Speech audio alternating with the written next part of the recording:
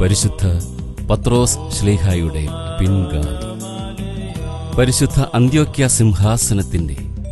123ാമത്തെ അധിപതി,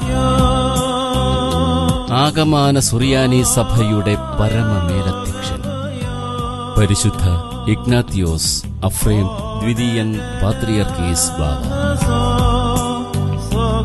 ആ സൂര്യശോഭയിൽ നിന്നും പകർന്നു നൽകിയ ആശീർവാദവും അനുഗ്രഹവും ഏറ്റുവാങ്ങി കിഴക്കിന്റെ മഫ്രിയാനോ ശ്രേഷ്ഠ ആബൂൻ മോർ ബെസേലിയോസ് ജോസഫ് കാതോലിക്ക ബാവ, മലങ്കര മക്കളുടെ പൊൻകിരീടവും ചൂടി പൗരസ്ത്യ സുവിശേഷ സമാജത്തിന്റെ ഒരു വർഷം നീണ്ടുനിന്ന 100ാം വാർഷിക ആഘോഷ പരിപാടികളുടെ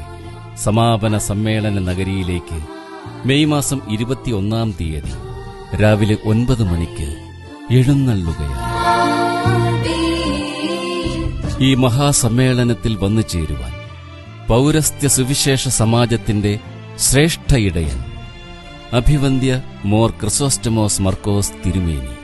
ഏവരെയും ഈ ആസ്ഥാനത്തേക്ക് സവിനയം സ്വാഗതം ചെയ്യുന്നു.